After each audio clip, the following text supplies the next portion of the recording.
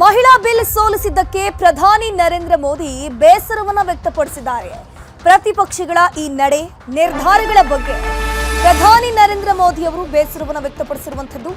ಇನ್ನು ಲೋಕಸಭೆಯಲ್ಲಿ ಮಹಿಳಾ ಬಿಲ್ ಬಗ್ಗೆ ಮತದಾನ ನಡೆಯುತ್ತೆ, ಅದರಲ್ಲಿ ಮಹಿಳಾ ಬಿಲ್ಗೆ ಸೋಲಾಗುತ್ತೆ. ಈ ವಿಚಾರಕ್ಕೆ ಸಂಬಂಧಪಟ್ಟಂತೆ ಪ್ರತಿಪಕ್ಷಗಳ ನಡೆ ಮತ್ತು ನಿರ್ಧಾರದ ಬಗ್ಗೆ ಪ್ರಧಾನಿ ಅವರಿಗೆ ಬೇಸರ ಆಗಿದೆ.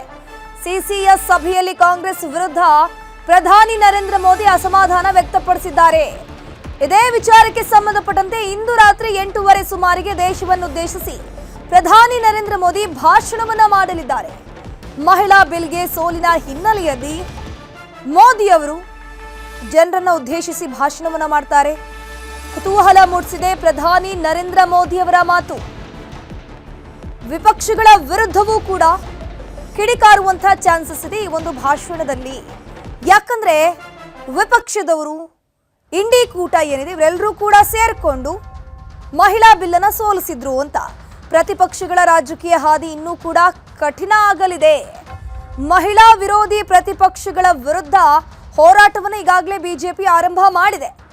ದೇಶದ ಪ್ರತಿಯೊಂದು ಹಳ್ಳಿಗಳಲ್ಲೂ ಕೂಡ ಪ್ರತಿಪಕ್ಷಗಳ ವಿರುದ್ಧ ಹೋರಾಟ ಆಗುತ್ತೆ. ಪ್ರತಿಪಕ್ಷಗಳದ್ದೇ ರಾಜಕಾರಣ ಅನ್ನೋದರ ಮನವರಿಕೆಗೆ ಈಗಾಗಲೇ ಎನ್ಡಿಎ ಮುಂದಾಗಿದೆ. ಪ್ರತಿಪಕ್ಷಗಳು ಈ ಒಂದು ಸೋಲನ್ನ ಮಾಡಿಸಿದ್ರಲ್ವಾ, ಈ ಸೋಲಿಗೆ ತಕ್ಕಂತಹ ಒಂದು ಬೆಲೆಯನ್ನ ತೆರಲೇಬೇಕು. ಪ್ರತಿಪಕ್ಷಗಳ ರಾಜಕೀಯ ಹಾದಿ ಬಗ್ಗೆ ಜನರಿಗೆ ಮನವರಿಕೆ ಮಾಡಿಕೊಡಲಾಗುತ್ತೆ. ಮಹಿಳಾ ವಿರೋಧಿ ಪ್ರತಿಪಕ್ಷದ ವಿರುದ್ಧ ದೇಶದ ಪ್ರತಿಯೊಂದು ಹಳ್ಳಿಗಳಲ್ಲೂ ಕೂಡ ಎನ್ಡಿಎ ಪ್ರತಿಭಟನೆಯನ್ನು ನಡೆಸಲಿದೆ. ಪ್ರತಿಪಕ್ಷಗಳನ್ನಿಲ್ಲಿ ಮೇನ್ ಟಾರ್ಗೆಟ್ ಮಾಡಲಾಗುತ್ತೆ. ಇದ್ರ ಬಗ್ಗೆ ಹೆಚ್ಚಿನ ಮಾಹಿತಿ ನೀಡ್ತಾ ಹೋಗ್ತಾರೆ ನಮ್ಮ ಪ್ರತಿನಿಧಿ ಕೃಷ್ಣ, ನೇರ ಸಂಪರ್ಕದಲ್ಲಿ ಜಾಯಿನ್ ಆಗಿದ್ರೆ. ಕೃಷ್ಣ, ಇವತ್ತು ಒಂದ್ ಕಡೆ ಪ್ರಧಾನಿ ನರೇಂದ್ರ ಮೋದಿ ಅವರು ಭಾಷಣವನ್ನ ಮಾಡಲಿದ್ದಾರೆ 8:30 ಸುಮಾರಿಗೆ. ಈ ಭಾಷಣದ ಮೇನ್ ಹೈಲೈಟ್ಸ್ಗಳು ಯಾವ ರೀತಿ ಇರಬಹುದು, ಇನ್ನೊಂದು ಕಡೆ ಬಿಜೆಪಿ ಯಾವ ರೀತಿ ಹೋರಾಟ ಮಾಡೋದಕ್ಕೆ ಪ್ರತಿಪಕ್ಷದ ವಿರುದ್ಧ ಸಿದ್ಧ ಆಗಿದೆ ಅಂತ? ಧನುಶ್ರೀ, ಲೋಕಸಭೆಯಲ್ಲಿ ನಿನ್ನೆ ದಿನ ಏನು ಮಹಿಳಾ ಮೀಸಲಾತಿ ಚರ್ಚೆ ಬಂದ ಸಂದರ್ಭದಲ್ಲಿ ನರೇಂದ್ರ ಮೋದಿ ಅವರು ಅಂದ್ರೆ ಅದು ಯಾವಾಗ ಬಿಲ್ಗೆ ಸೋಲಾಯಿತು ಅದಾದ ನಂತರವಾಗಿ ನರೇಂದ್ರ ಮೋದಿ ಅವರು ಒಂದು ಸಂದೇಶವನ್ನು ಕೊಟ್ಟಿದ್ರು. ಬಹಳ ಪ್ರಮುಖವಾಗಿ ತಪ್ಪು ಮಾಡಿದ್ರೆ ಬೆಲೆ ಏನ ತೆರಬೇಕಾಗತ್ತೆ ಅನ್ನೋದು. ಈಗ ಮುಂದುವರೆದ ಭಾಗವಾಗಿ ಈಗ ಬಿಲ್ ಸೋಲಾಗಿದ್ದ ಬಳಿಕವಾಗಿ ಇಡೀ ದೇಶದಲ್ಲೇ ಒಂದು ರೀತಿ ದೊಡ್ಡ ಮಟ್ಟದ ಜಟಾಪಟಿ ಅಂದ್ರೆ ಕಾಂಗ್ರೆಸ್ ಬಿಜೆಪಿ ನಡುವೆ ದೊಡ್ಡ ಮಟ್ಟದ ಜಟಾಪಟಿ ಕೂಡ ನಡೀತಾ ಇದೆ. ಇದು ನಡುವೆ ನರೇಂದ್ರ ಮೋದಿ ಅವರು ರಾತ್ರಿ 8:30 ಸುಮಾರಿಗೆ ಇಡೀ ದೇಶದ ಜನರನ್ನ ಉದ್ದೇಶಿಸಿ ಭಾಷಣ ಮಾಡೋದಕ್ಕೆ ಕೂಡ ಮುಂದಾಗಿದ್ದಾರೆ. ಸಹಜವಾಗಿ ಸಾಕಷ್ಟು ಕುತೂಹಲ ಕೆಡೆ ಮಾಡಿಕೊಂಡಿದೆ ನರೇಂದ್ರ ಮೋದಿ ಅವರ ಈ ಒಂದು ಭಾಷಣ. ಲೋಕಸಭೆಯಲ್ಲಿ ಈ ಒಂದು ಬಿಲ್ ಚರ್ಚೆ ಆದಂತ ಸಂದರ್ಭದಲ್ಲಿ ಭಾಷಣ ಮಾಡಿದ ಸಂದರ್ಭದಲ್ಲಿ ಪ್ರಾರಂಭಿಕವಾಗಿ ಭಾಷಣ ಮಾಡಿದ ಸಂದರ್ಭದಲ್ಲಿ ಅದರ ಕ್ರೆಡಿಟ್ ಅನ್ನ ಅಂದ್ರೆ ಮಹಿಳಾ ಮೀಸಲಾತಿ ಬಿಲ್ ಜಾರಿ ಆದ ಸಂದರ್ಭದಲ್ಲಿ ಅದರ ಕ್ರೆಡಿಟ್ ಅನ್ನ ನೀವೇ ತೆಗೆದುಕೊಳ್ಳಿ, ಇಲ್ಲ ಅಂತಂದ್ರೆ ನೀವೇ ಅದ್ರ ಹೊರಬೇಕಾಗತ್ತೆ ಅನ್ನೋ ಒಂದು ಸಂದೇಶವನ್ನ ಒಂದು ಸೂಕ್ಷ್ಮವಾಗಿ ನರೇಂದ್ರ ಮೋದಿ ಕೊಟ್ಟಿದ್ರು. ಯಾವಾಗ ಕಾಂಗ್ರೆಸ್ ಮತ್ತೆ ಈ ಮಿತ್ರ ಪಕ್ಷದ ನಾಯಕರು ಯಾವಾಗ ಈ ಒಂದು ಬಿಲ್ಗೆ ವಿರೋಧವನ್ನು ವ್ಯಕ್ತಪಡಿಸೋದ್ರ ಮುಖಾಂತರವಾಗಿ ಈಗ ಬಿಲ್ ಸೋಲಾಗುವಂತ ನಿಟ್ಟಿನಲ್ಲಿ ಕಾರಣಕರ್ತರಾದ್ರು. ಈಗ ಕಾಂಗ್ರೆಸ್ ನಾಯಕರ ನಡೆಯನ್ನೇ ಅಸ್ತ್ರವಾಗಿ ಮಾಡಿಕೊಳ್ಳೋದ್ರ ಮುಖಾಂತರವಾಗಿ ಕಾಂಗ್ರೆಸ್ ಮತ್ತೆ ಮಿತ್ರ ಪಕ್ಷಗಳನ್ನ ಒಂದು ರೀತಿ ಅಣಿಯುವಂತ ನಿಟ್ಟಿನಲ್ಲಿ ಕೂಡ ಕೇಂದ್ರದ ನಾಯಕರು ಈಗಾಗಲೇ ಕೇಂದ್ರದ ಬಿಜೆಪಿ ನಾಯಕರು ಪಣವನ್ನು ತೊಟ್ಟಿದ್ದಾರೆ. ಹಾಗಾಗಿನೇ ಒಂದ್ ಕಡೆ ನರೇಂದ್ರ ಮೋದಿ ಅವರು ಇವತ್ತು 8:30 ಸುಮಾರಿಗೆ ಭಾಷಣವನ್ನು ಮಾಡೋದಕ್ಕೆ ಕೂಡ ಮುಂದಾದ್ರೆ, ಮತ್ತೊಂದು ಕಡೆ ಇಡೀ ದೇಶಾದ್ಯಂತ ಇವತ್ತು ಪ್ರತಿಭಟನೆ ಅಲ್ಲಲ್ಲಿ ಕೂಡ ನಡೀತಿರುವಂತದ್ದು. ಒಂದ್ ಕಡೆ ಕರ್ನಾಟಕದಲ್ಲಾಗಿರ್ಬೋದು, ಮತ್ತೊಂದು ಕಡೆ ಬೇರೆ ಬೇರೆ ರಾಜ್ಯಗಳಲ್ಲೂ ಕೂಡ ಪ್ರತಿಭಟನೆಯನ್ನು ಮಾಡೋದ್ರ ಮುಖಾಂತರವಾಗಿ ಒಂದು ರೀತಿ ಕಾಂಗ್ರೆಸ್ ಮತ್ತೆ ಕಾಂಗ್ರೆಸ್ನ ಮಿತ್ರ ಪಕ್ಷಗಳ ವಿರುದ್ಧವಾಗಿ ಒಂದು ರೀತಿ ದೊಡ್ಡ ಮಟ್ಟದ ಆಕ್ರೋಶವನ್ನು ಕೂಡ ವ್ಯಕ್ತಪಡಿಸ್ತಾ ಇರುವಂತದ್ದು. ಇವತ್ತು ರಾತ್ರಿ 8:30 ಸುಮಾರಿಗೆ ನರೇಂದ್ರ ಮೋದಿ ಅವರು ಭಾಷಣ ಮಾಡುವಂತ ಸಂದರ್ಭದಲ್ಲಿ ಇಲ್ಲ ಒಂದ್ ಕಡೆ ಅಂದ್ರೆ ಕಾಂಗ್ರೆಸ್ ಮುಖ್ಯವಾಗಿ ಮಹಿಳೆಯರನ್ನ ಏಳಿಗೆಗೆ ಸಹಿಸೋದಿಲ್ಲ, ಯಾವಾಗಲೂ ಕೂಡ ಮಹಿಳಾ ವಿರೋಧಿ. ಆದ್ರೆ ಎಲ್ಲ ಒಂದ್ ಕಡೆ ಈ ಒಂದು ಮೀಸಲಾತಿ ಸಂಬಂಧಪಟ್ಟಂತೆ ನಾನು ಆರಂಭದಲ್ಲಿ ಹೇಳಿದ್ದೆ, ಅದರ ಕ್ರೆಡಿಟ್ ಅನ್ನ ನೀವೇ ತೆಗೆದುಕೊಳ್ಳಿ ಅನ್ನುವಂಥದ್ದು. ಆದ್ರೀಗ ಕೇವಲವಾಗಿ ಕುಟುಂಬ ರಾಜಕಾರಣ ಅಂದ್ರೆ ಈಗಾಗಲೇ ಸೋನಿಯಾ ಗಾಂಧಿ ಆಗಿರ್ಬೋದು, ಮತ್ತೆ ಈಗ ಪ್ರಿಯಾಂಕಾ ಗಾಂಧಿ ಅವರು ಕೂಡ ರಾಜಕೀಯದಲ್ಲಿದ್ದಾರೆ. ಕೇವಲವಾಗಿ ಕುಟುಂಬ ರಾಜಕಾರಣಕ್ಕೋಸ್ಕರವಾಗಿಯೇ ಈ ಒಂದು ನಾಯಕರು ಅಂದ್ರೆ ಕಾಂಗ್ರೆಸ್ ಆಗಿರ್ಬೋದು ಮತ್ತೆ ಮಿತ್ರ ಪಕ್ಷದ ನಾಯಕರು ಈ ಒಂದು ಬಿಲ್ ಅನ್ನ ವಿರೋಧವನ್ನ ಮಾಡ್ತಾ ಇದ್ದಾವೆ. ಹೀಗಾಗಿ ಬರುವಂತ ದಿನಗಳಲ್ಲಿ ಇವರಿಗೆ ತಕ್ಕವಾದಂತಹ ಒಂದು ಸಂದೇಶವನ್ನ ಅಂದ್ರೆ ತಕ್ಕವಾದಂತಹ ಪಾಠವನ್ನ ಕಲಿಸಿ ಅನ್ನೋ ಒಂದು ಸಂದೇಶವನ್ನು ನರೇಂದ್ರ ಮೋದಿ ಅವರು ಕೊಡುವಂತ ಸಾಧ್ಯತೆ ಇದೆ. ಒಂದ್ ಕಡೆಗೆ ಪಶ್ಚಿಮ ಬಂಗಾಳ, ಮತ್ತೊಂದು ಕಡೆ ತಮಿಳುನಾಡು ರಾಜ್ಯದ ಚುನಾವಣೆ ಕೂಡ ನಡೀತಾ ಇದೆ. ಏನೇ ಆದ್ರೂ ಕೂಡ ಅಂದ್ರೆ ಬಜೆಟ್ ಅಧಿವೇಶನ ಸಂದರ್ಭದಲ್ಲೇ ಈ ಒಂದು ಬಿಲ್ ವಿಚಾರವಾಗಿ ಸದನ ಕರೆಯಬಹುದಾಗಿತ್ತು, ಚರ್ಚೆ ಮಾಡಬಹುದಾಗಿತ್ತು, ಕೇಂದ್ರ ಸರ್ಕಾರ ತೀರ್ಮಾನವನ್ನು ಮಾಡಬೇಕಾಗಿತ್ತು. ಆದ್ರೆ ಕಾಂಗ್ರೆಸ್ ಸರ್ಕಾರದ ನಡೆಯನ್ನ ಗಮನಿಸೇನೆ ಕೇಂದ್ರದ ಎನ್ಡಿಎ ನಾಯಕರು ಇದೀಗ ಒಂದು ರೀತಿ 3 ದಿನಗಳ ವಿಶೇಷ ಅಧಿವೇಶನವನ್ನು ಕರೆದು ಈಗ ಬಿಲ್ ಜಾರಿ ಮಾಡುವಂತ ಕೂಡ ಮುಂದಾದ್ರು. ಆದ್ರೆ ಅಲ್ಲಿ ಬಹುಮತ ಇಲ್ಲದಿರತಕ್ಕಂತ ಸಂದರ್ಭದಲ್ಲಿ ಈಗ ಬಿಲ್ ಸೋಲಾಗಿದೆ. ಈಗ ಸೋಲಾಗಿರ್ತಕ್ಕಂಥ ಒಂದು ಸಂದರ್ಭದಲ್ಲಿ ಅದಕ್ಕೆ ಕಾರಣಕರ್ತರು ಯಾರು? ಅದು ಕಾಂಗ್ರೆಸ್ ಮತ್ತೆ ಮಿತ್ರ ಪಕ್ಷದ ಒಕ್ಕೂಟದ ನಾಯಕರು ಇದೀಗ ಈ ಒಂದು ವಿಚಾರವನ್ನ ಅವ್ರ ಮೇಲೆ ಎತ್ತಾಕುವಂಥದ್ದು ಒಂದು ರೀತಿ ಏನು ಪಶ್ಚಿಮ ಬಂಗಾಳ ಆಗಿರ್ಬೋದು ಮತ್ತೆ ತಮಿಳುನಾಡು ಚುನಾವಣೆ ಸಂದರ್ಭದಲ್ಲೂ ಕೂಡ ಒಂದು ರೀತಿ ಕಾಂಗ್ರೆಸ್ಗೆ ಇದು ಈ ಒಂದು ನಡೆ ಈ ಒಂದು ವಿಚಾರ ಒಂದು ತಿರುಗ್ಬಾಣ ಆಗುವಂತ ನಿಟ್ಟಿನಲ್ಲಿ ಈಗಾಗಲೇ ಬಿಜೆಪಿ ನಾಯಕರು ಪಣವನ್ನು ತೊಟ್ಟಿದ್ದಾರೆ. ಅದಕ್ಕೆ ಪೂರಕವಾಗಿಯೇ ನರೇಂದ್ರ ಮೋದಿ ಅವರು ಇವತ್ತು ರಾತ್ರಿ 8:30 ಸುಮಾರಿಗೆ ಭಾಷಣ ಮಾಡೋದಕ್ಕೂ ಕೂಡ ಮುಂದಾಗಿದ್ದಾರೆ. ಒಂದು ರೀತಿ ತಮಿಳುನಾಡು ಆಗಿರ್ಬೋದು ಮತ್ತೊಂದು ಕಡೆ ಪಶ್ಚಿಮ ಬಂಗಾಳದಲ್ಲಿ ಕಾಂಗ್ರೆಸ್ ವಿರುದ್ಧವಾಗಿ ಒಂದು ರೀತಿ ಮತ ಚಲಾಯಿಸುವಂತ ನಿಟ್ಟಿನಲ್ಲಿ ಒಂದು ರೀತಿ ತಕ್ಕವಾದಂತಹ ಒಂದು ಮಹಿಳೆಯರಿಗೆ ಒಂದು ಸಂದೇಶವನ್ನು ಕೊಡುವಂತ ನಿಟ್ಟಿನಲ್ಲಿ ಕೂಡ ನರೇಂದ್ರ ಮೋದಿ ಅವರು ಮುಂದಾಗಿರುವಂತದ್ದು. ಒಂದು ರೀತಿ ಕರ್ನಾಟಕದ ಕಾಂಗ್ರೆಸ್ನಲ್ಲೂ ಕೂಡ ಒಂದು ರೀತಿ ದೊಡ್ಡ ಮಟ್ಟದ ಆಕ್ರೋಶ ಕೂಡ ವ್ಯಕ್ತವಾಗ್ತಾ ಇದೆ. ಯಾಕಂದ್ರೆ ಈ ಒಂದು ಬಿಲ್ ಅನ್ನ ಏಕಾಏಕಿ ಕೇಂದ್ರ ಸರ್ಕಾರ ತಂದಿರುವಂತದ್ದು ಯಾವುದೇ ಒಂದು ಚರ್ಚೆಯನ್ನು ಕೂಡ ಮಾಡಿಲ್ಲ. ಮತ್ತೆ ಈ ಒಂದು ಬಿಲ್ ತರೋದಾದ್ರೆ ಬಹಳ ಪ್ರಮುಖವಾಗಿ 2024 ಲೋಕಸಭಾ ಚುನಾವಣೆ ಮುಂಚಿತವಾಗಿ ತರಬಹುದಾಗಿತ್ತು. 2011 ಜಾತಿ ಜನಗಣತಿ 2011 ಜನಗಣತಿಯ ಆಧಾರದ ಮೇಲೆ ಈ ಒಂದು ಬಿಲ್ ಅನ್ನ ತರಲಾಗಿದೆ. ಇದು ಕೇವಲವಾಗಿ ಒಂದು ರೀತಿ ಅಂದ್ರೆ ಮಹಿಳಾ ಮೀಸಲಾತಿಗೆ ನಮ್ಮ ವಿರೋಧ ಇಲ್ಲ, ಆದ್ರೆ ಕ್ಷೇತ್ರ ಮರು ವಿಂಗಡಣೆ ಬಿಲ್ ತರೋದ್ರ ಮುಖಾಂತರವಾಗಿ ಎರಡೂ ಕೂಡ ತರ್ತಾ ಇರುವಂತದ್ದು. ಒಂದು ರೀತಿ ಉತ್ತರ ಭಾರತದ ರಾಜ್ಯಗಳಲ್ಲಿ ಒಂದು ರೀತಿ ಜನಸಂಖ್ಯೆ ಹೆಚ್ಚಿರತಕ್ಕಂಥ ಸಂದರ್ಭದಲ್ಲಿ ಸಹಜವಾಗಿಯೇ ಅಲ್ಲಿ ರಾಜಕೀಯ ಲಾಭವನ್ನು ಪಡೆದುಕೊಳ್ಳುವಂತ ನಿಟ್ಟಿನಲ್ಲಿ ಕೇಂದ್ರದ ಎನ್ಡಿಎ ನಾಯಕರು ಈಗಾಗಲೇ ಒಂದು ತಂತ್ರಗಾರಿಕೆಯನ್ನು ಮಾಡಿದರೆ ದಕ್ಷಿಣ ಭಾರತದ ರಾಜ್ಯಗಳಿಗೆ ಇದರಿಂದ ಅನ್ಯಾಯ ಆಗಿದೆ ಅನ್ನೋ ಒಂದು ಆಪಾದನೆ ಈಗಾಗಲೇ ಕಾಂಗ್ರೆಸ್ ನಾಯಕರು ಕೂಡ ಮಾಡೋದ್ರ ಮುಖಾಂತರವಾಗಿ ಎನ್ಡಿಎ ಸರ್ಕಾರದ ವಿರುದ್ಧವಾಗಿ ಸಮರವನ್ನು ಕೂಡ ಸಾರಿದ್ದಾರೆ. ನರೇಂದ್ರ ಮೋದಿ ಅವರ ಈ ಒಂದು ಭಾಷಣದ ಮೇಲೆ ಇಂಡಿ ಒಕ್ಕೂಟದ ನಾಯಕರು ಕೂಡ ಒಂದು ರೀತಿ ಪ್ರತಿತಂತ್ರವನ್ನು ರೂಪಿಸುವಂತ ಸಾಧ್ಯತೆ ಇದೆ. ಈಗಾಗಲೇ ಪ್ರಿಯಾಂಕಾ ಗಾಂಧಿ ಅವರು ಕೂಡ ಒಂದು ರೀತಿ ಸುದ್ದಿಗೋಷ್ಠಿ ಮಾಡೋದ್ರ ಮುಖಾಂತರವಾಗಿ ಕೇಂದ್ರದ ಎನ್ಡಿಎ ಸರ್ಕಾರದ ವಿರುದ್ಧವಾಗಿ ಒಂದು ರೀತಿ ತಕ್ಕವಾದಂತಹ ತಿರುಗೇಟನ್ನು ಕೊಟ್ಟಿದ್ದಾರೆ. ಅಂದ್ರೆ ಕೇಂದ್ರ ಸರ್ಕಾರ ಒಂದು ಪಿತೂರಿಯನ್ನು ಮಾಡಿತು, ಅದನ್ನು ನಾವು ತಪ್ಪಿಸಿದ್ದೇವೆ, ಪ್ರಜಾಪ್ರಭುತ್ವವನ್ನು ನಾವು ಉಳಿಸಿದ್ದೇವೆ ಅನ್ನೋ ಒಂದು ಸಂದೇಶವನ್ನು ಕೊಡೋದ್ರ ಮುಖಾಂತರವಾಗಿ ಕೇಂದ್ರ ಸರ್ಕಾರಕ್ಕೆ ಒಂದು ತಕ್ಕವಾದ ಸಂದೇಶವನ್ನು ಕೊಟ್ಟಿದ್ದಾರೆ. ಹೀಗಾಗಿ ಒಂದು ರೀತಿ ಮಹಿಳಾ ಮೀಸಲಾತಿ ಮತ್ತೊಂದು ಕಡೆ ಕ್ಷೇತ್ರ ಮರು ವಿಂಗಡಣೆ ಬಿಲ್ ಅನ್ನುವಂಥದ್ದು ಈಗ ಕೇವಲವಾಗಿ ಕಾಂಗ್ರೆಸ್ ಮತ್ತೆ ಬಿಜೆಪಿ ನಡುವಿನ ಒಂದು ರೀತಿ ಗುದ್ದಾಟಕ್ಕೆ ಸಾಕ್ಷಿಯಾಗಿದೆ ವಿನಃ ಯಾವುದೇ ಕಾರಣಕ್ಕೂ ಕೂಡ ಬಿಲ್ ಜಾರಿ ಮಾಡುವಂತ ಲಕ್ಷಣಗಳು ಕಾಣ್ತಿಲ್ಲ. ಅದೇನಿದ್ರು ಕೂಡ ಈಗ ಬಿಲ್ಗೆ ತಡೆ ಒಡ್ಡಿರುವಂತದ್ದು ಕಾಂಗ್ರೆಸ್ ಅನ್ನುವಂಥದ್ದು ಈಗ ಎನ್ಡಿಎ ನಾಯಕರ ವಾದವಾಗಿದೆ. ಹಾಗಾಗಿನೇ ಒಂದು ರೀತಿ ಕಾಂಗ್ರೆಸ್ಗೆ ಒಂದು ರೀತಿ ತಿರುಗ್ಬಾಣ ಆಗುವಂತ ನಿಟ್ಟಿನಲ್ಲಿ ತಂತ್ರಗಾರಿಕೆ ರೂಪಿಸುವಂತದ್ದು ಮತ್ತೆ ಇಡೀ ದೇಶದಲ್ಲಿರ್ತಕ್ಕಂಥ ಮಹಿಳೆಯರನ್ನ ಜಾಗೃತಪಡಿಸುವಂತದ್ದು ಮತ್ತೆ ಪಶ್ಚಿಮ ಬಂಗಾಳ ಮತ್ತೆ ತಮಿಳುನಾಡು ಚುನಾವಣೆಯಲ್ಲಿ ಕೂಡ ಹಿನ್ನಡೆ ಆಗುವಂತ ರೀತಿಯಲ್ಲಿ ಒಂದು ಸಂದೇಶವನ್ನ ನರೇಂದ್ರ ಮೋದಿ ಅವರು ಇವತ್ತು 8:30 ಸುಮಾರಿಗೆ ಭಾಷಣ ಮಾಡುವಂತ ನಿಟ್ಟಿನಲ್ಲಿ ಕೂಡ ಮುಂದಾಗಿರುವಂತದ್ದು. ಧನುಶ್ರೀ, ಥ್ಯಾಂಕ್ ಯು ಕೃಷ್ಣ ತಮ್ಮೆಲ್ಲ ಮಾಹಿತಿಗಾಗಿ. ನಾರಿ ಶಕ್ತಿ ಬಿಲ್ ಅಂಗೀಕಾರವಾಗದ ಹಿನ್ನೆಲೆಯಲ್ಲಿ ಕಾಂಗ್ರೆಸ್ ವಿರುದ್ಧ ಬಿಜೆಪಿ ಕಿಡಿಕಾರಿದೆ. ಹಾಗಾದ್ರೆ ಯಾರ್ಯಾರು ಏನೇನು ಹೇಳಿದ್ರು ನೋಡೋಣ ಬನ್ನಿ. ಇದು ಕೇವಲ ಮಸೂದೆಯ ವಿಫಲತೆ ಅಲ್ಲ, ಇದು ಕೋಟ್ಯಾಂತರ ಮಹಿಳೆಯರ ಕನಸುಗಳ ಮೇಲೆ ಹೊಡೆತ. ಇದು ಕೇವಲ ಒಂದು ಬಿಲ್ಲಿನ ವಿರೋಧ ಅಲ್ಲ, ಇದು ಕಾಂಗ್ರೆಸ್ ರಕ್ತದಲ್ಲೇ ಇರುವಂತ ಮಹಿಳಾ ವಿರೋಧಿ ನೀತಿ. ಇದು ಕಾಂಗ್ರೆಸ್ ರಕ್ತದಲ್ಲೇ ಇದೆ ಮಹಿಳಾ ವಿರೋಧಿ ನೀತಿ. ಇವತ್ತಿನ ಮೋದಿ ನಾಯಕತ್ವದಲ್ಲಿ ನಾರಿ ಶಕ್ತಿ ಜಾಗೃತ ಆಗಿದೆ. ಮಹಿಳೆಯರ ಶಕ್ತಿಯನ್ನ ಅವಮಾನಿಸಿದ ನಿಮ್ಮನ್ನ ಇತಿಹಾಸ ಎಂದೂ ಕೂಡ ಕ್ಷಮಿಸುವುದಿಲ್ಲ. ಕಾಂಗ್ರೆಸ್ ಮಾಡಿದ ದ್ರೋಹಕ್ಕೆ ಅಂತ್ಯ ಆಡೋ ಕಾಲ ಈಗ ನಿರ್ಮಾಣ ಆಗ್ತಾ ಇದೆ ಅಂತ ಅನ್ಸುತ್ತೆ. ಮಹಿಳಾ ಮೀಸಲಾತಿ ನಾವು ಬಹಳ ದಶಕಗಳಿಂದ ಮಾತಾಡ್ಕೊಂಡು ಬರ್ತಾ ಇದ್ದೇವೆ. ಇದು ಇನ್ನೂ ಚರ್ಚೆ ಆಗಬೇಕು ಅಂದ್ರೆ ಅದು ಸ್ಪಷ್ಟವಾಗಿ ವಿಳಂಬ ಮಾಡುವಂತ ನೀತಿ ಸ್ಪಷ್ಟ ಆಗುತ್ತೆ. ರಾಜಕೀಯ ಲಾಭಕ್ಕಾಗಿ ತರಲಾಗ್ತಿದೆ ಅನ್ನೋ ಮಾತು. ಮೀಸಲಾತಿ ಇಲ್ಲದ ಕ್ಷೇತ್ರಗಳಲ್ಲಿ ಮಹಿಳೆಯರು ನಿಂತು ಗೆದ್ದು ಬರೋದು ಅಪರೂಪ ಅನ್ನುವಂಥ ಪರಿಸ್ಥಿತಿ ಇದೆ. ಎಷ್ಟು ಪರ್ಸೆಂಟ್ ಇದೆ ಮಹಿಳಾ ಸಂಸದರು, ಎಷ್ಟು ಪರ್ಸೆಂಟ್ ಇದೆ ಮಹಿಳಾ ಶಾಸಕರು ಅಂತಂದರೆ ನಗಣ್ಯ ಅನ್ನುವಷ್ಟು ಇದೆ. ಅದಕ್ಕೋಸ್ಕರನೇ ಆ ಮಹಿಳೆಯರಿಗೆ ಶಕ್ತಿ ತುಂಬಬೇಕು ಅನ್ನೋ ಕಾರಣಕ್ಕೋಸ್ಕರನೇ ಮೀಸಲಾತಿಯ ಪರಿಕಲ್ಪನೆಯನ್ನು ತಂದು ಅವರಿಗೆ ನ್ಯಾಯ ಕೊಡಬೇಕು ಅನ್ನುವಂಥ ಪ್ರಯತ್ನ ಮಾಡಿದಾಗ ಆ ಪ್ರಯತ್ನವನ್ನು ಸಂಘಟಿತವಾಗಿ ಸೋಲಿಸುವಂಥ ಕೆಲಸ ಮಾಡಿದ್ದಾರೆ. ಇದನ್ನು ನಾವು ಖಂಡಿಸ್ತೇವೆ. ಮಹಿಳಾ ಮೀಸಲಾತಿಗೆ ಸೋಲಾಗಬೇಕು ಅಂತ ನಿಮ್ಮ ಮನಸ್ಥಿತಿ ಇತ್ತು, ಆ ಸೋಲನ್ನ ನೀವಿವತ್ತು ಮಹಿಳೆಯರಿಗೆ ಉಣಿಸಿದ್ದೀರಿ. ಇದು ಬಿಜೆಪಿದಲ್ಲ. ಯಾಕೆಂದ್ರೆ ಮಾನ್ಯ ಪ್ರಧಾನಮಂತ್ರಿಗಳು ಸ್ಪಷ್ಟವಾಗಿ ನಿನ್ನೆ ಹೇಳಿದ್ರು, ಯಾವ ಪಕ್ಷಕ್ಕೆ ಇದರ ಕ್ರೆಡಿಟ್ ಬೇಡ, ಪೊಲಿಟಿಕಲ್ ಮೈಲೇಜ್ ಬೇಡ. ಇದು ಬಹುಕಾಲಗಳಿಂದ ನೆನೆಗುದಿಗೆ ಬಿದ್ದಿರ್ತಕ್ಕಂಥದ್ದು. ಮಹಿಳಾ ಸಬಲೀಕರಣ ನಮಗೆ ಮುಖ್ಯವಾಗಿರ್ತಕ್ಕಂಥದ್ದು. ಮಹಿಳೆಯರ ಶೋಷಣೆ ಆಗಬಾರದು.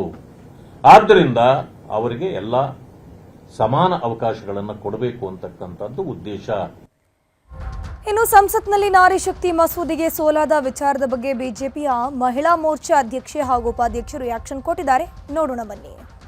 ಈ ಪಾಲಿಟಿಕ್ಸ್ ಬಿಯಾಂಡ್ ಆಗಿ ಮಹಿಳೆಯನ್ನು ನೋಡುವ ಆಲೋಚನೆ ಇಲ್ವಾ ನಿಮಗೆ? ಕಾಂಗ್ರೆಸ್ನ ಸಂಸದ ಮಹಿಳೆಯರೇ, ಯಾವ ಪುರುಷಾರ್ಥಕ್ಕೆ ಇದನ್ನು ಮಾಡ್ತಾ ಇದ್ದೀರಿ? ನೀವೆಲ್ಲ ರಾಜಕೀಯ ಘಟಕದ ಲೀಡ್ ಮಾಡಕ್ಕೆ ನನಗೆ ಸಂಕೋಚ ಆಗ್ತಾ ಇದೆ ನಿಮ್ಗಳ ಬಗ್ಗೆ ಮಾತಾಡೋದಕ್ಕೆ. ಕಾಂಗ್ರೆಸ್ಸಿನ ಮಹಿಳಾ ನೀತಿಯನ್ನು ಕೂಡ ನಾವು ಎಕ್ಸ್ಪೋಸ್ ಮಾಡಲೇಬೇಕಾಗತ್ತೆ. ಈ ರೀತಿ ಪಕ್ಷಕ್ಕೆ ಗಂಟು ಬಿದ್ದು ಸ್ವಾಭಿಮಾನವನ್ನ ಯಾರು ಮಾರ್ಕೊಳ್ಳಕ್ ಹೋಗ್ಬೇಡಿ ಅನ್ನೋ ಸಲಹೆಯನ್ನು ಕೊಡ್ತೀನಿ. ಇದು ನಾವು ಹೋರಾಟ ಮುಂದುವರಿಸ್ತೀವಿ. ಈ ಬಿಲ್ ಜಾರಿ ಆಗ್ಬೇಕು, ಆ ಚಾಲೆಂಜ್ ನಾನು ತಗೋತೀನಿ. ಇದೇನು ಮಲ್ಕೊಳ್ಳಲ್ಲ, ನಾವು 4 ದಿನ ಪ್ರತಿಭಟನೆ ಮಾಡಿ ತೂಚಿ ಅಂತ ನಿಮಗೆ ಬೀದಿಯಲ್ಲಿ ಹರಾಜಾಗ್ತೀವಿ. ಮನೆಯಲ್ಲೂ ಹೋಗಿ ನಿಮ್ಮ ಯೋಗ್ಯತೆನ ನಾವು ಅರ್ಥ ಮಾಡಿಸ್ತೀವಿ ಮಹಿಳೆಯರಿಗೆ. ಕಾಂಗ್ರೆಸ್ ಪಕ್ಷ ನಿನ್ನೆ ದಿವಸ ಮಾಡಿರುವಂತಹ ಅವಮಾನ ಭಾರತದ ಮಹಿಳೆಯರು ಎಂದು ಕ್ಷಮಿಸಲ್ಲ. ಭಾರತದ ಮಹಿಳೆಯ ಪ್ರತೀಕಾರ ಈ ವಿಷಯದಲ್ಲಿ ಹೇಗಿರುತ್ತೆ ಅನ್ನೋದನ್ನ ಮುಂಬರುವ ದಿನಗಳಲ್ಲಿ ಕಾಂಗ್ರೆಸ್ ಪಕ್ಷ ನೋಡಲಿ. ಒಂಥರ ತಮ್ಮ ಪಕ್ಷವನ್ನ ಪ್ರೈವೇಟ್ ಲಿಮಿಟೆಡ್ ಕಂಪನಿ ಮಾಡ್ಕೊಂಡ್ಬಿಟ್ಟಿದೆ. ಅದು ಕಾಂಗ್ರೆಸ್ ಪಕ್ಷ ಇರಬಹುದು, ಸಮಾಜವಾದಿ ಪಕ್ಷ ಇರಬಹುದು, DMK ಇರಬಹುದು. ಅವರು ಮನೆಯ ಮಹಿಳೆಯರೆಲ್ಲ ಪಾರ್ಲಿಮೆಂಟ್ ಅಲ್ಲಿ ಇದ್ದಾರೆ. ನೀವು ನೋಡಿ, ಶ್ರೀಮತಿ ಪ್ರಿಯಾಂಕಾ ವಡ್ರಾ ಅವರು ಕಾಂಗ್ರೆಸ್ ಪರವಾಗಿ ಮಹಿಳಾ ವಿರೋಧಿ ನೀತಿಯನ್ನ ಮಂಡನೆ ಮಾಡ್ತಾರೆ. ಯಾಕೆಂದ್ರೆ ಅವರು ಪಾರ್ಲಿಮೆಂಟ್ ಅಲ್ಲಿ ಆಗ್ಲೇ ಇದೆ. ಅವ್ರಿಗೆ ಮುಂಚೆ ಅವ್ರ ತಾಯಿ ಲೋಕಸಭೆಯಲ್ಲಿ ಇದ್ರು, ಈಗ ರಾಜ್ಯಸಭೆಯಲ್ಲಿ. ಹಾಗಾಗಿ ಇದೊಂಥರ ಪ್ರೈವೇಟ್ ಲಿಮಿಟೆಡ್ ಕಂಪನಿ. ಅವ್ರ ಮನೆಯ ಹೆಣ್ಮಕ್ಳು ಪಾರ್ಲಿಮೆಂಟ್ ಅಲ್ಲಿ ಇರ್ಬೇಕು. ಆದ್ರೆ ಬೇರೆ ಮಹಿಳೆಯರು ಬರ್ತಾರೆ ಅಂದ ತಕ್ಷಣ ಇವರಿಗೆ ವಿರೋಧ. DMK ತಗೊಳ್ಳಿ, ಶ್ರೀಮತಿ ಕನಿಮೊಳಿ ಅವರು ಪಾರ್ಲಿಮೆಂಟ್ ಅಲ್ಲಿ ಜೋರಾಗಿ ಈ ಪ್ರಸ್ತಾಪದ ವಿರುದ್ಧ ಮಾತಾಡಿದ್ರು. ಯಾವ ಮನಸ್ಸಿನಿಂದ ಮಾತಾಡ್ತಾರೆ ಅರ್ಥ ಆಗಲ್ಲ. ಮೋದಿಜಿ ಅವರು ಕೊಡ್ತಕ್ಕಂಥ ಒಂದು ಅವಕಾಶಗಳು ಇದೆ, ಕೊಡ್ತಾರೆ ಅನ್ನೋ ಒಂದು ಅದಮ್ಯ ಆಸೆಯಿಂದ ಯಾಕೆ ಈ ಮಾತು ಹೇಳ್ತಿದ್ದೇನೆಂದರೆ, 3 ಸರ್ತಿ ಇದು ಬಿಲ್ ಅದಕ್ಕೆ ಬೀಳ್ತಕ್ಕಂಥ ಕೆಲಸ ಇವತ್ತು ಆಗ್ತಾ ಇದೆ. ಮಹಿಳೆಯರೆಲ್ಲರೂ ಒಂದಲ್ಲ ಒಂದು ರೀತಿಯಿಂದ ಗ್ರಾಮ ಪಂಚಾಯತಿಯಿಂದ ಹಿಡಿದು ಲೋಕಸಭಾ, ರಾಜ್ಯಸಭಾ ಮತ್ತು ವಿಧಾನಸಭಾಕ್ಕೋಸ್ಕರ ಇವತ್ತು ಸಾಕಷ್ಟು ಮಹಿಳೆಯರಿಗೆ ಒಂದೊಂದು ಕ್ಷೇತ್ರ ವಿಂಗಡಣೆ ಮಾಡಿಬಿಟ್ರೆ ಆ ಕ್ಷೇತ್ರದಲ್ಲಿ ಮಹಿಳೆಯರಿಗೆ ಎಷ್ಟೆಷ್ಟು ಸ್ಥಾನ ಬರ್ತಾವನ್ನೋದು ಕೂಡ ಒಂದು ಮಾಹಿತಿಯೊಂದಿಗೆ ಹೇಳಿದರು. ಹಾಸನ ಜಿಲ್ಲೆಯ ಜನರಲ್ಲಿ ಭಯ ಹುಟ್ಟಿಸಿದ್ದಂತಹ ಪುಂಡಾನಿಯನ್ನ ಸೆರೆ ಹಿಡಿಯಲಾಗಿದೆ. ಸತತವಾಗಿ 3ನೇ ಬಾರಿ ಕಾರ್ಯಾಚರಣೆಯಾಗಿದೆ. ಆ ಕಾರ್ಯಾಚರಣೆ ಯಶಸ್ಸು ಆಗಿರುವುದು ಹಾಸನ ಜಿಲ್ಲೆಯ ಜನತೆಯಲ್ಲಿ ಭಯದ ವಾತಾವರಣ ಸೃಷ್ಟಿ ಮಾಡಿದ್ದಂತಹ ಒಂದು ಪುಂಡಾನಿಯನ್ನ 3ನೇ ಕಾರ್ಯಾಚರಣೆಯಲ್ಲಿ ಸೆರೆ ಹಿಡಿಯಲಾಗಿದೆ. ಬೇಲೂರು ತಾಲೂಕಿನ ಕಾನಹಳ್ಳಿ ಅರಣ್ಯದಲ್ಲಿ ಈ ಕಾಡಾನೆಯನ್ನ ಕಾರ್ಯಾಚರಣೆ ನಡೆಸಿ ಅರಣ್ಯ ಇಲಾಖಾಧಿಕಾರಿಗಳ ಸಮ್ಮುಖದಲ್ಲಿ ಸೆರೆ ಹಿಡಿಯಲಾಗಿದೆ. ಏಪ್ರಿಲ್ 12ರಂದು ಕುಪ್ಪಗೋಡುವಿನಲ್ಲಿ ಇದೇ ಒಂದು ಪುಂಡಾನೆಯ ದಾಳಿಗೆ ಒಬ್ಬ ವ್ಯಕ್ತಿ ಬಲಿಯಾಗಿದ್ರು. 2 ಕಾರ್ಯಾಚರಣೆಗಳನ್ನು ಮಾಡಿದ್ರು. 2 ಕಾರ್ಯಾಚರಣೆಗಳು ಕೂಡ ವಿಫಲ ಆಗಿತ್ತು. ಸೊ ಇವತ್ತು ಬೆಳಗ್ಗೆಯಿಂದಲೇ 3ನೇ ಕಾರ್ಯಾಚರಣೆ ಆರಂಭ ಆಗುತ್ತೆ. ಈ ಸಂದರ್ಭದಲ್ಲಿ ಆ ಕಾಡಾನೆ ಸರಿಯಾಗಿ ಸಿಕ್ಬಿಟ್ಟಿದೆ. ಸ್ಕ್ರೀನಲ್ಲಿ ನೋಡ್ತಾ ಇರಬಹುದು ಯಾವ ರೀತಿ ಆ ಆನೆ ಏನಿದೆ ಕಾಫಿ ತೋಟದಲ್ಲಿ ರಾಜಾರೋಷವಾಗಿ ಅಡ್ಡಾಡ್ತಾ ಇತ್ತು ಅಂತ. ಕಾಫಿ ತೋಟಕ್ಕೆ ಹೋಗೋಕ್ಕೂ ಕೂಡ ರೈತರು ಭಯ ಪಡುವಂತಹ ವಾತಾವರಣವನ್ನು ನಿರ್ಮಾಣ ಮಾಡಿತ್ತು ಈ ಒಂದು ಆನೆ. ಸದ್ಯಕ್ಕೆ 3ನೇ ಕಾರ್ಯಾಚರಣೆಯಲ್ಲಿ ಯಶಸ್ವಿಯಾಗಿ ಅರವಳಿಕೆ ಚುಚ್ಚುಮದ್ದು ನೀಡಿ ಆ ಒಂದು ಆನೆಯನ್ನ ಸೆರೆ ಹಿಡಿಯಲಾಗಿದೆ. ಇದ್ರ ಬಗ್ಗೆ ಹೆಚ್ಚಿನ ಮಾಹಿತಿ ನೀಡ್ತಾ ಹೋಗ್ತಾರೆ ನಮ್ಮ ಪ್ರತಿನಿಧಿ ಕೃಷ್ಣಮೂರ್ತಿ. ದೂರವಾಣಿ ಸಂಪರ್ಕದಲ್ಲಿ ಜಾಯಿನ್ ಆಗಿದ್ರೆ ಕೃಷ್ಣಮೂರ್ತಿ, ಆ ಒಂದು ಭಾಗದ ಜನರಲ್ಲಿ ಭಯ ಹುಟ್ಟಿಸಿದಂತಹ ಪುಂಡಾನೆಯನ್ನ ಸೆರೆ ಹಿಡಿಯಲಾಗಿದೆ. ಯಾವ ರೀತಿ ಕಾರ್ಯಾಚರಣೆ ಆಯಿತು, ಹೇಗೆ ಸಕ್ಸಸ್ ಆಯಿತು? ಖಂಡಿತ ಧನುಶ್ರೀ, ಹಾಸನ ಜಿಲ್ಲೆಯ ಮಲೆನಾಡು ಭಾಗದಲ್ಲಿ ಸಾಕಷ್ಟು ಆತಂಕವನ್ನ ಉಂಟು ಮಾಡಿದಂತಹ ಕಾಡಾನೆ ಇವತ್ತು ಸರಿಯಾಗಿದೆ. ಅರಣ್ಯ ಇಲಾಖೆ ಸಿಬ್ಬಂದಿ 3ನೇ ದಿನ ಇದರ ಕಾರ್ಯಾಚರಣೆ ಮಾಡಿ ಇವತ್ತು ಯಶಸ್ವಿಯಾಗಿದ್ದಾರೆ. ಮೊದಲನೇ ದಿನನೇ ವಿಘ್ನ ರೀತಿಯಲ್ಲಿ ವೈಫಲ್ಯವನ್ನು ಕಂಡಿದಂತ ಅರಣ್ಯ ಇಲಾಖೆಯ ಸಿಬ್ಬಂದಿಗಳು ಇವತ್ತು ಒಂದಿಷ್ಟು ಉಸಿರನ್ನ ಬಿಡುವಂತ ಪರಿಸ್ಥಿತಿ ನಿರ್ಮಾಣ ಆಗಿದೆ. ಯಾಕಂತ ಹೇಳಿದ್ರೆ ಮಲೆನಾಡು ಭಾಗದಲ್ಲಿ ಸಾಕಷ್ಟು ಆತಂಕವನ್ನ ಇದು ಸೃಷ್ಟಿ ಮಾಡಿತ್ತು. ರಾಜ್ ಶೆಟ್ಟಿ ಎಂಬಂತ ರೈತರನ್ನ ಕೂಡ ಇದು ಕೊಂದು ಹಾಕಿತ್ತು. ಅರಹಳ್ಳಿ ಭಾಗದಲ್ಲಿರ್ತಕ್ಕಂಥ ಕಣಗುಪ್ಪೆ ಗ್ರಾಮದಲ್ಲಿ ಈ ಘಟನೆ ಏಪ್ರಿಲ್ 12ನೇ ತಾರೀಕು ನಡೆದಿತ್ತು. ಆದ್ರೆ ಇದನ್ನ ಸರ್ಕಾರ ಗಂಭೀರವಾಗಿ ತೆಗೆದುಕೊಂಡು ಈಗ ಆನೆಯನ್ನು ಹಿಡಿಲೇಬೇಕು ಅನ್ನೋ ನಿಟ್ಟಿನಲ್ಲಿ ಅರಣ್ಯ ಇಲಾಖೆಯ ಸಿಬ್ಬಂದಿಗಳು ಕಾರ್ಯಾಚರಣೆ ಕೂಡ ಶುರು ಮಾಡಿದ್ರು. 6 ಹುಂಕಿ ಆನೆಗಳನ್ನ ಬಳಸ್ಕೊಂಡು ಈ ಕಾರ್ಯಾಚರಣೆ ಶುರುವಾಗಿತ್ತು. ಆದ್ರೆ ಮೊದಲನೇ ದಿನ ಅರವಳಿಕೆ ಚುಚ್ಚುಮದ್ದನ್ನ ನೀಡಿ ಇದನ್ನ ಸೆರೆ ಹಿಡಿಯುವಂತ ಕಾರ್ಯದಲ್ಲಿ ಅರಣ್ಯ ಇಲಾಖೆ ಸ್ವಲ್ಪ ಗಲಿಬಿಲಿ ಮಾಡಿ ಅಲ್ಲಿನ ಸಂದರ್ಭದಲ್ಲಿ ಆ ಹಗ್ಗವನ್ನು ಕೂಡ ಕಟ್ ಮಾಡ್ಕೊಂಡು ಈ ಕಾಡಾನೆ ಅಲ್ಲಿಂದ ತಪ್ಪಿಸ್ಕೊಂಡು ಓಡಿ ಹೋಗಿತ್ತು. ನಿನ್ನೆನೂ ಕೂಡ ಇದರ ಟ್ರ್ಯಾಕ್ ಮಾಡ್ಲಿಕ್ಕೆ ಅರಣ್ಯ ಇಲಾಖೆ ಸಾಕಷ್ಟು ಶ್ರಮ ಪಟ್ಟಿದ್ರು. ಬೇಲೂರು ತಾಲೂಕಿನಲ್ಲಿ ಸಾಕಷ್ಟು ಎಸ್ಟೇಟ್ಗಳಲ್ಲಿ ಈ ಒಂದು ಕಾಡಾನೆ ಓಡಾಡಿತ್ತು. ಎಲ್ಲಿ ಮತ್ತೆ ಯಾರನ್ನಾರು ಕೊಂದ್ರೆ ಮತ್ತಷ್ಟು ಸಮಸ್ಯೆ ಹೆಚ್ಚಾಗುತ್ತೆ ಎಂಬಂತ ಆತಂಕದಲ್ಲಿ ಅರಣ್ಯ ಇಲಾಖೆಯ ಸಿಬ್ಬಂದಿಗಳು ಕೂಡ ಇದ್ರು. ಇವತ್ತು ಮತ್ತೆರಡು ಕಾಡಾನೆಗಳ ಸಾಕಾಣೆಗಳನ್ನು ಹೆಚ್ಚುವರಿಯಾಗಿ ಬಳಸ್ಕೊಂಡು 6 ಸಾಕಾಣೆಗಳು ಇವತ್ತು ಮತ್ತೆ ಫೀಲ್ಡ್ಗಿಳಿದು ಹಾಸನ ಜಿಲ್ಲೆ ಬೇಲೂರು ತಾಲೂಕಿನ ಕಾನಹಳ್ಳಿ ಎಸ್ಟೇಟ್ ಬಳಿ ಈ ಒಂದು ಕಾಡಾನೆ ಇವತ್ತು ಸೆರೆ ಹಿಡಿದಿದ್ದಾರೆ. ಇದನ್ನ ಬೇರೆ ಕಡೆ ಸ್ಥಳಾಂತರ ಮಾಡುವಂತಹ ಕೆಲಸನೂ ಕೂಡ ಈಗ ಅರಣ್ಯ ಇಲಾಖೆಯ ಸಿಬ್ಬಂದಿಗಳು ಮಾಡ್ತಿರ್ತಕ್ಕಂಥದ್ದು. ಧನುಶ್ರೀ, ಥ್ಯಾಂಕ್ ಯು ಕೃಷ್ಣಮೂರ್ತಿ ತಮ್ಮೆಲ್ಲ ಮಾಹಿತಿಗಾಗಿ.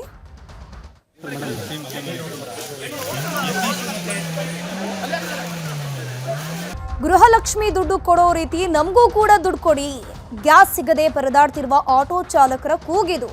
ಆಟೋ ಚಾಲಕರಿಗೂ ಪ್ರತಿ ತಿಂಗಳಿಗೆ 1,500 ರೂಪಾಯಿ ಕೊಡಬೇಕು ಅಂತ ಹೇಳ್ಕೊಂಡು ಆಟೋ ಚಾಲಕರು ಆಗ್ರಹ ಮಾಡ್ತಿದ್ದಾರೆ. ಮಹಿಳೆಯರಿಗೆ ಯಾವ ರೀತಿ ನೀವು ಗೃಹಲಕ್ಷ್ಮಿ ದುಡ್ಡು ಕೊಡ್ತೀರೋ ಅದೇ ರೀತಿ ನಮಗೂ ಕೂಡ ಕೊಟ್ಬಿಡಿ, ಯಾಕಂದ್ರೆ ನಮಗೆ ಗ್ಯಾಸ್ ಸಿಗ್ತಾ ಇಲ್ಲ, ಅರ್ನಿಂಗ್ ಆಗ್ತಿಲ್ಲ. ದಯವಿಟ್ಟು ತಿಂಗಳಿಗೆ 1,500 ರೂಪಾಯಿ ಕೊಡುವಂತೆ ಆಟೋ ಚಾಲಕರು ಆಗ್ರಹ ಮಾಡ್ತಿದ್ದಾರೆ. ಗ್ಯಾಸ್ ಸಿಗದೆ ದಿನವಿಡೀ ಬಂಕ್ ಮುಂದೆ ಕೂರುವಂತಹ ಸ್ಥಿತಿ ಇದೆ. ಗಂಟೆಗಟ್ಟಲೆ ನಾವು ಕ್ಯೂನಲ್ಲಿ ನಿಲ್ಲಬೇಕು. ಸಂಸಾರ ನಿರ್ವಹಣೆಗೆ ಸಹಾಯ ಮಾಡಿ ಅಂತ ಗೋಳಾಟವನ್ನು ತೋಡ್ಕೊಂಡಿದ್ದಾರೆ ಆಟೋ ಚಾಲಕರು. ಮಧ್ಯಪ್ರಾಚ್ಯದ ಯುದ್ಧದಿಂದಾಗಿ ಈ ಒಂದು ಗ್ಯಾಸ್ ಟ್ರಬಲ್ ಅನ್ನುವಂಥದ್ದು ಏನಿದೆ ಈಗಲೂ ಕೂಡ ಮುಂದುವರಿತಾ ಇದೆ. ಆಟೋ ಚಾಲಕರ ಪರಿಸ್ಥಿತಿ ಗೋಳು ಯಾರು ಕೂಡ ಹೇಳತೀರದಂತಹ ಪರಿಸ್ಥಿತಿಯಲ್ಲಿ ನಿರ್ಮಾಣ ಆಗಿರೋದು. ಆಟೋದವ್ರ ಪರಿಸ್ಥಿತಿ ಭಾಳ ಗಂಭೀರ ಇದೆ ಸರ್. ಈಗ ಗ್ಯಾಸ್ ರೇಟ್ ಭಾಳ ದುಬಾರಿ ಆಗಿದೆ ಸರ್. 54 ರೂಪಾಯಿ ರೇಟ್ ಇದೆ ಸರ್. 120 ರೂಪಾಯಿ ಆಗಿದೆ ಸರ್. ನಾವು ಒಂದು 200-300 ರೂಪಾಯಿ ಗ್ಯಾಸ್ ಹಾಕಿದ್ರೆ 300-350 ರೂಪಾಯಿ ಕಲೆಕ್ಷನ್ ಆಗತ್ತೆ ರೀ. ಅದ್ರಾಗ ನಮ್ಮ ದುಡಿಮೆ ಮಾಡೋದು ಭಾಳ ತೊಂದರೆ ಆಗ್ಬಿಟ್ಟೈತೆ ಸರ್. ಅದ್ರಾಗ ಒಂದು ಮೂರು ಪಂಪ್ ಅದಾವೆ ಸರ್. 3 ಪಂಪ್ದಾಗ ಈಗ 2 ಪಂಪ್ ಆಲ್ರೆಡಿ ಬಂದ್ ಆಗ್ಯಾವ ಸರ್, ಖಾಲಿ ಆಗೈತಿ ಗ್ಯಾಸ್. ಇದು ಒಂದೇ ಪಂಪಿಗೆ ನಾವು ಪಾಳಿ ಹಚ್ಬೇಕು ಸರ್. ಯಾವಾಗ ಹಚ್ಚಿದ್ರು ಅಷ್ಟೇ 200-300 ರೂಪಾಯಿ ಹಾಕ್ಬೇಕು ರೀ. 300-350 ರೂಪಾಯಿ ದುಡಿಮೆ ಆಗತ್ತೆ. ಇಷ್ಟ್ರಾಗ ನಮ್ಮ ಆಟೋ ಚಾಲಕರದ್ದು ಭಾಳ ಸಮಸ್ಯೆ ಭಾಳ ಐತೆ ಸರ್. ಆಟೋ ಚಾಲಕರದ್ದು ಜೀವನ ಮಾಡ್ಬೇಕಂದ್ರೆ ಭಾಳ ಕಣ್ಣೀರು ಕಪಾಳ ಬಂದ್ಬಿಡೋ ಸರ್. ಸರ್ಕಾರಲಿಂದ ನಮ್ಗೆ ಗ್ಯಾಸ್ ರೇಟ್ ಕಮ್ಮಿ ಆಗ್ಬೇಕು ಸರ್. ಇಲ್ಲಾಂದ್ರೆ ಈಗ ಏನೈತಿ ನಮ್ಗೆ ಆಟೋ ಚಾಲಕರಿಗೆ ಏನೈತಿ ತಿಂಗಳ ಒಂದು ಅನುದಾನ ಕೊಡ್ಬೇಕು, ಅಂದ್ರೆ ನಮ್ದು ಒಂದು ಜೀವನ ಒಂದು ನಡೀತಾರೆ.